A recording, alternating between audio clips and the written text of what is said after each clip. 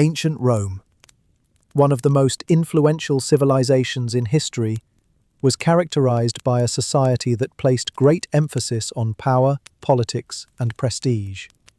While the vast majority of Romans lived simple lives, the aristocracy enjoyed a life of luxury, political intrigue, and social prominence. The day-to-day existence of the Roman elite provides fascinating insight into the values and priorities of a culture that dominated much of the known world for centuries.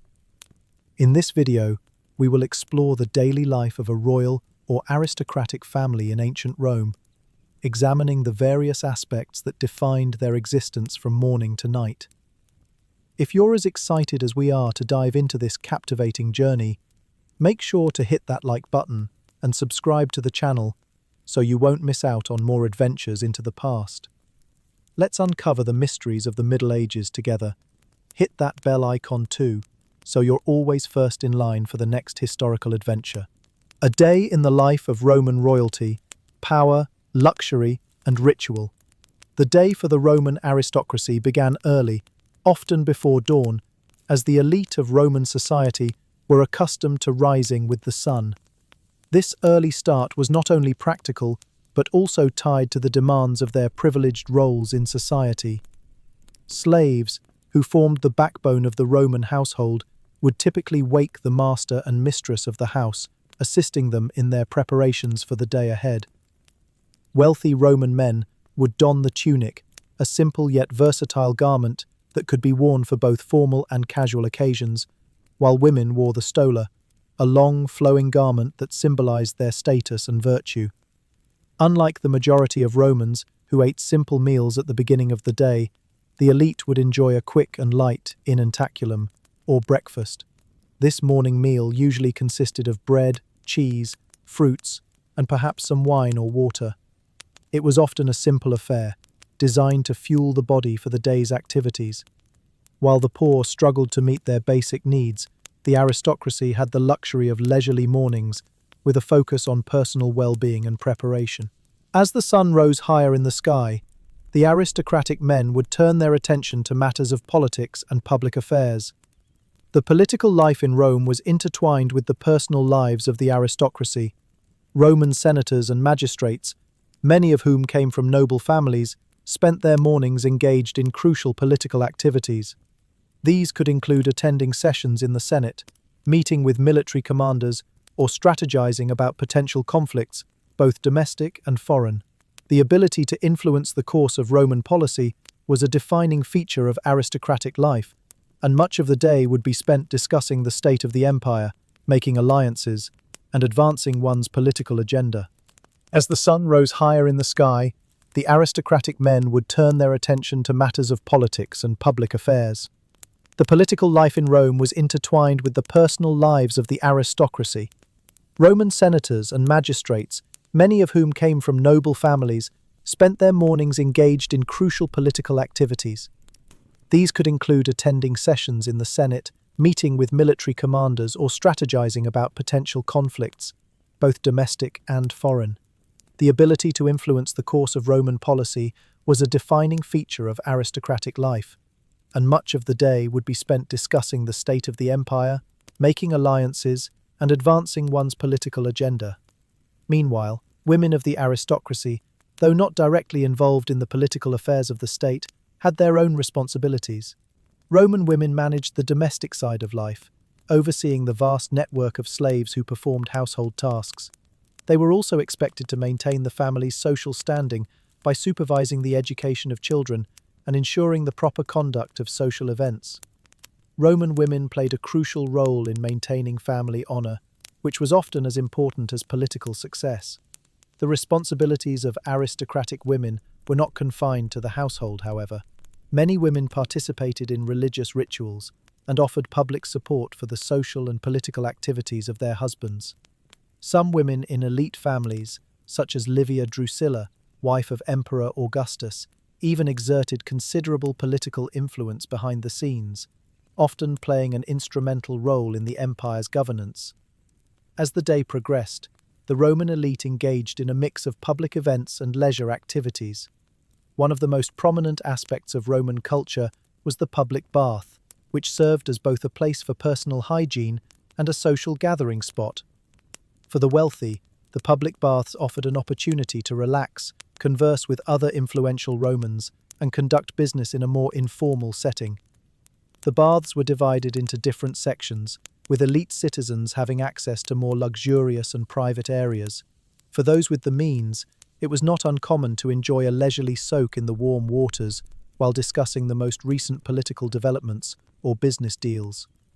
The midday meal, known as prandium, was more substantial than breakfast and offered the aristocracy a moment of respite before the evening's more elaborate dinner. It was typically a light meal, consisting of meats, fish, vegetables, bread, and fruits. Sometimes, fine wines were served.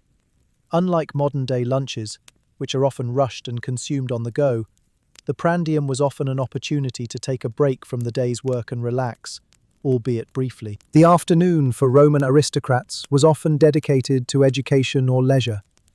For the children of elite families, education was a priority, and it was often carried out by private tutors. Roman children were taught Latin and Greek, the two main languages of the elite, as well as subjects like history, rhetoric, and philosophy.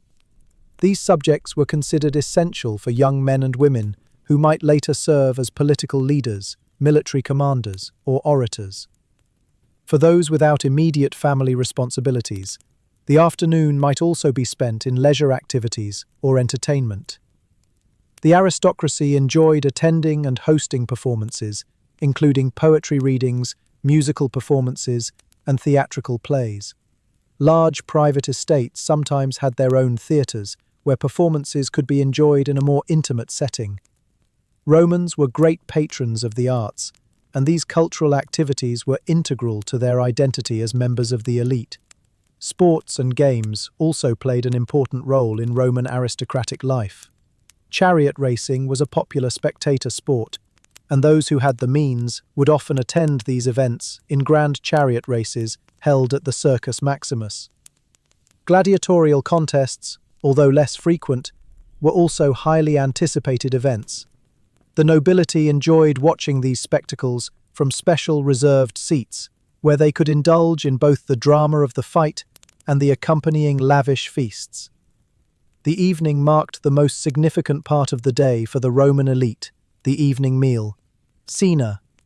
Unlike the quick and simple breakfast and lunch, cena was a grand affair, often lasting for hours. The Roman aristocracy would host elaborate banquets, where the finest foods were served. Dishes like peacock, dormice, and various fruits and vegetables would be prepared by the household's cooks. The wealthier families even enjoyed exotic delicacies like garum, a fermented fish sauce, and roasted animals. Guests reclined on couches, eating and drinking wine, while entertainment such as music, dance, poetry readings, and intellectual discussions took place. Feasts were more than just meals. They were social events where alliances were formed, ideas were exchanged, and social status was displayed. The aristocracy prided itself on its ability to host lavish and entertaining banquets, which helped strengthen familial and political ties.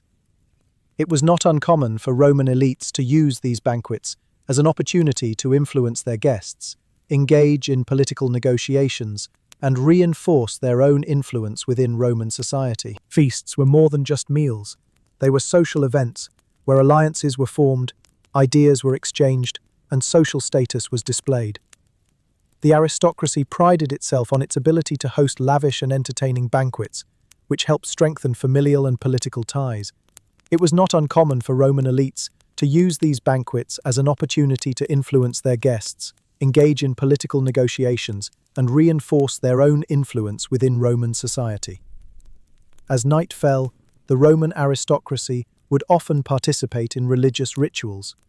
These rituals were integral to Roman life, and aristocrats were expected to maintain the favor of the gods through offerings and prayers. The family's household gods, the lares, were honored, and sacrifices were often made to ensure protection and prosperity. Religion was central to Roman identity, and aristocratic families were deeply invested in maintaining a strong connection with the divine. Finally, after a full day of socializing, politics, and indulgence, the aristocrats would retire to their private quarters for the night.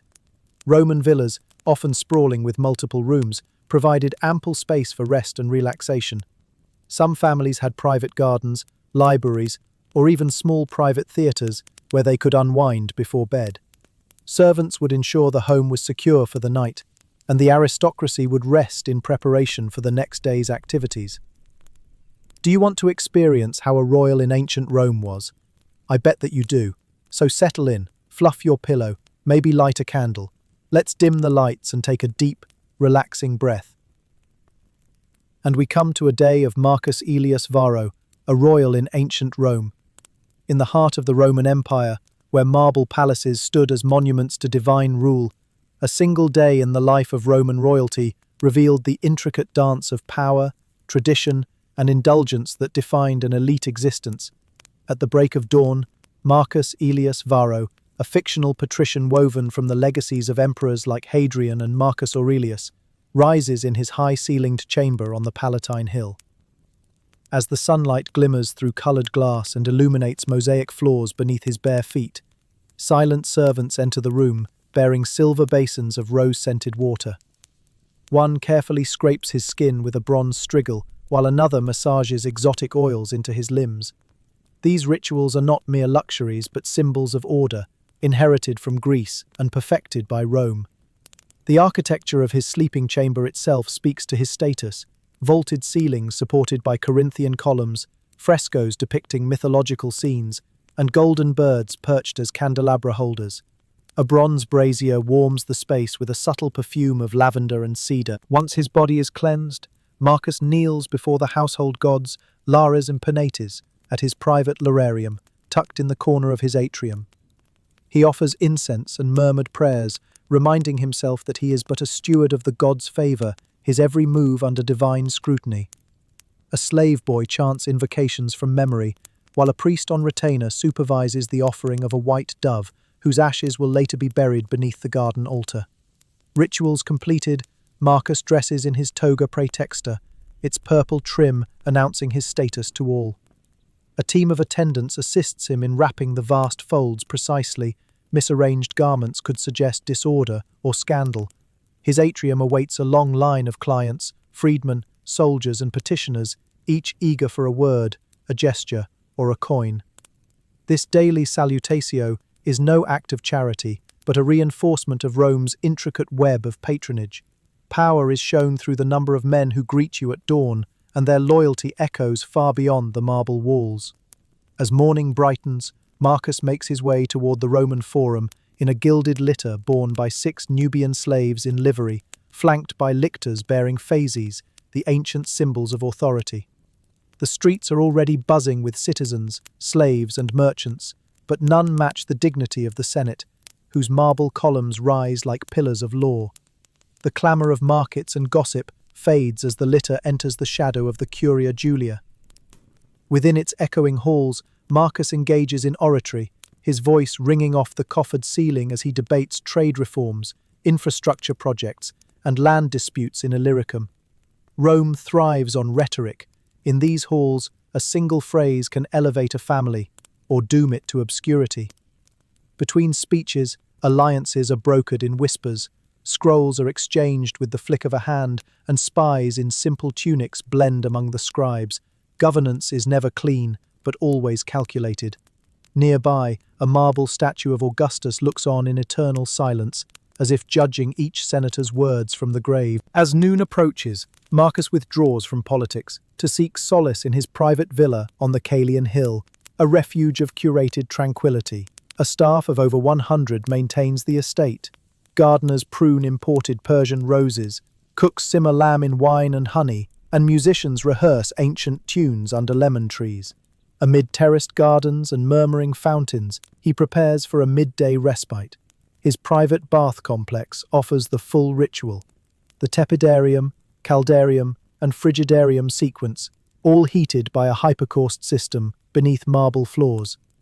Silent attendants scrape his skin clean, apply perfumes of myrrh and frankincense, and offer chilled towels scented with mint. Afterward, he reclines in his open-air library beneath a pergola, draped in ivy, a scroll of Cicero in one hand and a goblet of diluted Falernian wine in the other. A young Greek slave recites Homer aloud, translating into Latin, while Marcus occasionally interrupts to comment on strategy or virtue. The peacefulness is profound, yet precarious. He knows that silence today may precede conflict tomorrow. The prandium, a light lunch, is simple but refined. Figs from Carthage, olives from Hispania, goat cheese from Etruria, and honeyed bread baked at dawn. It is not a time for indulgence, but for restoration and reflection.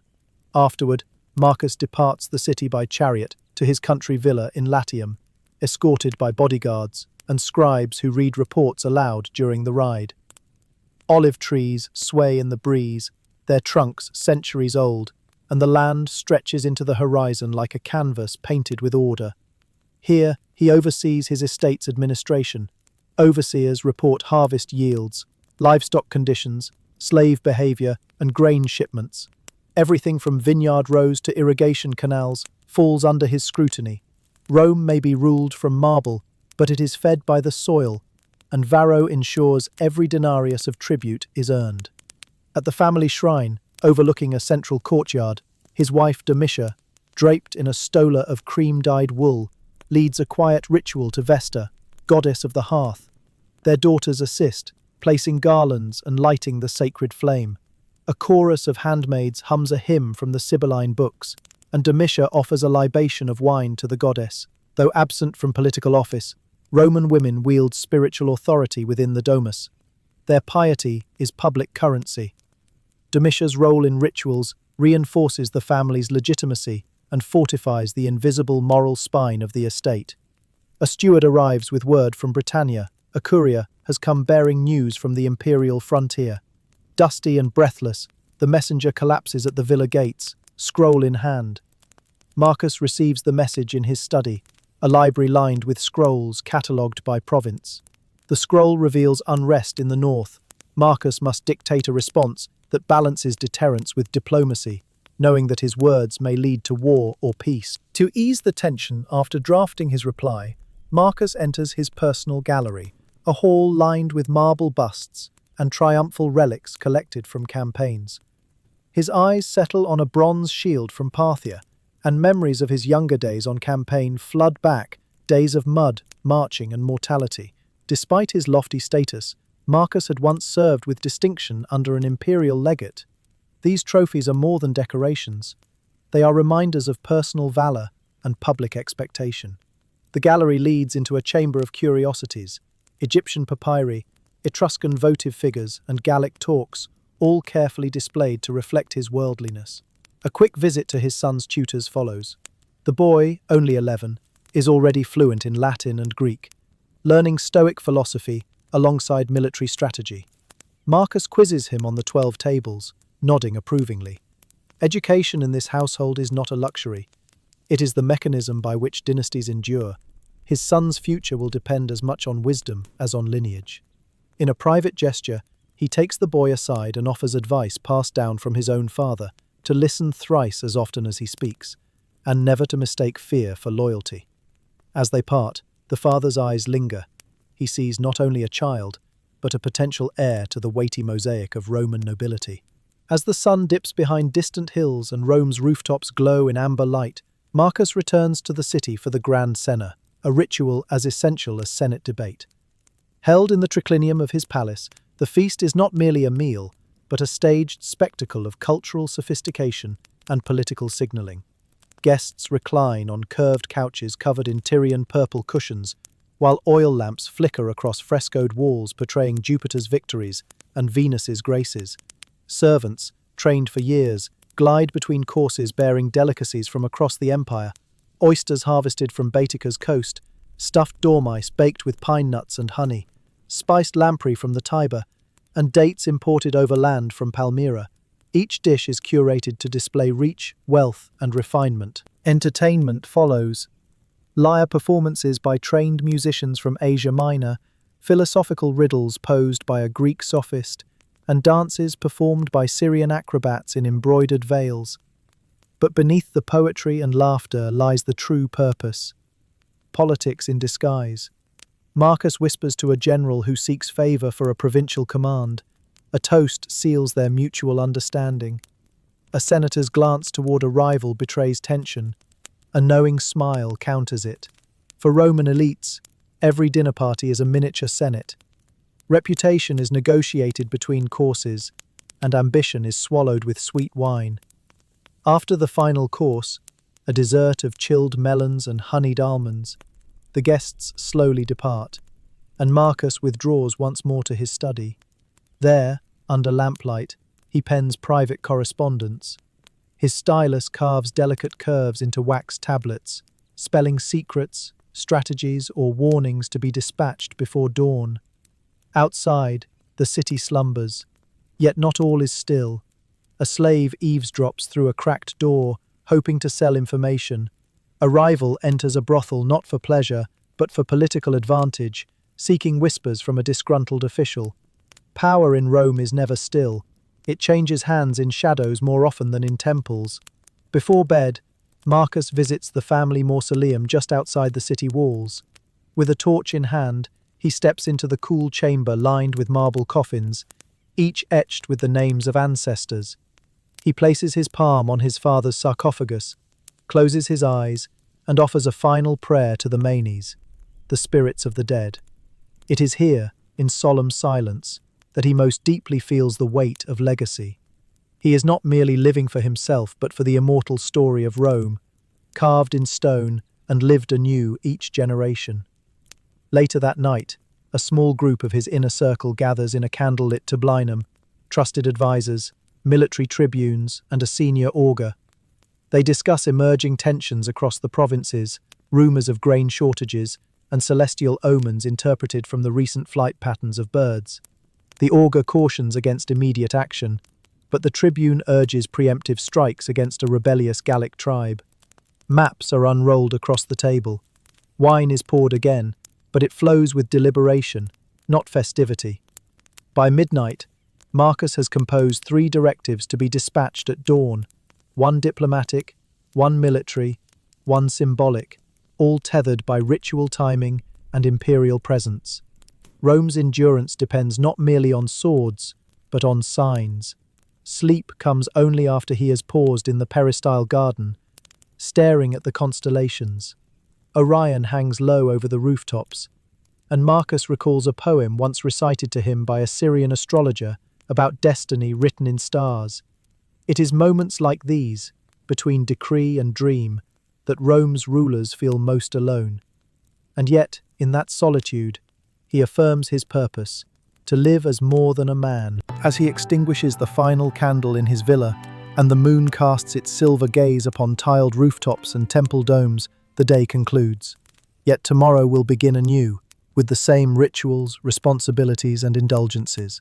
For in Rome, royalty was not just a title, it was a full-time performance of divine authority, lived moment by moment, act by sacred act. From marble baths to the Senate floor, from whispered alliances to garlanded shrines, the life of a Roman noble was a masterpiece of control, opulence, and carefully measured image. Long after the empire crumbles, these days remain, etched in stone, echoed in ruins, and immortalized in the legacy of those who dared to call themselves rulers of the world. And that's how you spend a day as a royal in ancient Rome. Do you like it? Is that the wonderful life people have had in the past? However, life is not a dream. We can't always have what we want, especially in the period that patriarchy is the most important aspect in society. Are you curious about daily life as a commoner in Rome? No responsibility, no heavy class every day, just a normal life of a labor, a father, a mother, a son, a daughter in family, and other things you can get in the lower class. A day in the life of a common Roman, dust, duty, and dignity. The typical Roman day began early. In a city where the streets were busy with activity from dawn, it was important for common citizens to get a head start on their work. The Roman poor lived in insulae, apartment blocks, which were often crowded and noisy. Many families in these insulae were woken up at first light by the sound of neighbours and the bustling streets below. Unlike the wealthy, who enjoyed luxury homes with servants, the common Roman family's living conditions were modest. The head of the household, often the father, would typically rise early to begin work or make preparations for the day. The rest of the family followed, with the children helping with chores around the home. The family would usually eat a light breakfast, consisting of bread, cheese, and perhaps some leftover food from the previous day. This simple meal was designed to provide enough energy to begin the day's labor. Once breakfast was over, the common Roman citizen would head out to their place of work. Unlike the rich, who might spend their day in political affairs, leisure, or entertainment, the common citizen worked long hours to make a living. For many, this work was physically demanding and required them to labor in the fields, on construction sites, or in small workshops. Skilled artisans like potters, blacksmiths, and weavers played an important role in Roman society, creating goods for trade both within the city and across the empire. Laborers and workers, including those in the marketplace, might spend their mornings selling food, tools, or crafts to passers-by. Farmers, on the other hand, would often rise before dawn to tend to their crops or livestock. Their work was seasonal, depending on the agricultural needs of the empire. For those living in the cities, work could be found in a variety of trades, such as making leather goods, building homes, or working as a laborer in public construction projects like roads or aqueducts. The most common jobs in Rome included those who worked as bakers, street vendors, carpenters, cobblers, and those involved in the construction of Roman infrastructure. These people earned modest wages and were subject to the rhythms of the seasons and the economy. The vast majority of the Roman population lived in poverty, and work was often grueling and relentless. As the sun reached its peak, many workers would take a short break for the midday meal, called prandium. This meal was simple and often consisted of bread, cheese, fruits, and perhaps some cold leftovers from the evening before. It was a quick meal, eaten at home or in the workplace, depending on the type of work the individual performed. The midday meal allowed workers to rest for a short while before resuming their labor in the afternoon. For those working in the city, lunch was also a time to socialize and interact with friends, neighbors, and colleagues. The marketplaces and busy city streets were often filled with chatter, as Roman citizens discussed current events, political matters, or local gossip. While many Romans didn't have time for lengthy conversations due to the demands of their work, the common people of Rome made sure to remain connected with each other, maintaining relationships that were essential for survival and daily life. For the poorer citizens living in insulae, midday was often a time for errands and running household tasks. Many wives and daughters would go to the marketplace to buy food or supplies, while children played in the streets or helped with chores. While the Roman family was often patriarchal, with the father as the head of the household, women and children still played important roles in managing the household and supporting the family's daily needs. As the afternoon wore on, work would continue. For laborers, it was often another few hours of grueling physical labor. The intensity of this work varied depending on the job. Construction workers may have been working on public projects like roads or baths, while farmers were focused on tending their crops or livestock. It was common for workers to spend long hours outdoors, exposed to the elements, making it a difficult and tiring way of life. For those in urban areas, the workday might be slightly shorter. Craftsmen and shopkeepers would return to their trades, often completing commissions or attending to customers. In the markets, tradespeople would interact with the public, selling their wares and providing services to the citizens of Rome. Others might engage in petty business deals or informal exchanges, continuing the flow of commerce that made Roman cities some of the most dynamic hubs of trade in the ancient world. By mid-afternoon, many workers were ready for another brief rest before the evening's work concluded. During this time, citizens who lived near the public baths often took the opportunity to visit and bathe. Public baths were a popular part of Roman culture and served as social spaces as well as places for hygiene. While the wealthy could afford private baths, the common folk typically visited public baths to clean themselves, socialize, and relax after a hard day's work. After a long day of work, the evening meal, called cena, was an important time for families to come together. However, unlike the lavish banquets of the Roman elite, the common Roman's dinner was a simple affair. It might consist of bread, vegetables, olives, porridge, and some form of meat or fish, depending on what could be afforded. For those in the countryside, dinner was often made with ingredients that were grown or raised on their own farms, whereas city dwellers would purchase food from the marketplace. Families in poorer neighborhoods often ate together in the small, crowded spaces of their insular apartments. Dinner was a communal event where family members discussed their day, told stories, and relaxed. For the Roman working class, cena was not just about food, but about bonding with family members and maintaining social ties within the household. After dinner, the family would spend time together. Children might play or be taught their basic skills such as reading or writing.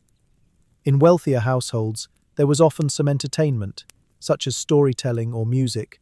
But for the majority of Romans, life was focused on the practicalities of survival and maintaining close-knit relationships with family and neighbors. By nightfall, Roman families would retire to their simple beds. Most common Romans lived in small, cramped living quarters with minimal privacy.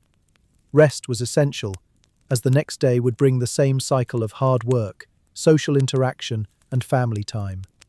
For many Romans, life was defined by the demanding physical labor they performed, but it was also enriched by the connections they made with others in their community. The daily life of royal and common citizens in ancient Rome was strikingly different, shaped by their contrasting social status, responsibilities, and resources. Aristocratic families enjoyed the privileges of luxury, political power, and leisure, while commoners faced a life defined by hard work, modest living, and survival. For the Roman elite, mornings often began with ease, aided by servants, followed by political engagement or leisurely activities. Their homes were spacious, and their days were filled with social gatherings, intellectual pursuits, and entertainment. Meals, such as the grand cena, were elaborate, accompanied by music, conversation, and political discussions. Evenings were spent hosting guests, enjoying luxury, and maintaining their influence in Roman society. In contrast, the lives of common Romans were centered around survival. They lived in crowded, modest apartments known as insulae, where daily life was focused on labor and family. Fathers worked as craftsmen or laborers, while mothers managed households and children helped with chores. Meals were simple, and their social interactions were mostly confined to their immediate family and neighbors. Leisure was rare, and their focus remained on fulfilling the basic needs of the family. While the aristocracy had the freedom to indulge in luxury, the commoner's life was grounded in routine and hard work. However, both classes shared the same Roman cultural values of family and community. Despite the vast differences in lifestyle, the importance of family, social connection, and maintaining one's role in Roman society remained central to both the rich and the poor. This comparison highlights not only the inequality in daily life, but also the shared cultural foundations that tied all Romans together. And with that, dear listener, we gently close the final page of tonight's journey through a day in ancient Rome. Whether you now dream of silken gowns or scented pomanders, may your sleep be sweet and your imagination soft as velvet. Thank you for joining us. Rest well, take care of your beautiful self, whatever that means to you, and until next time, good night.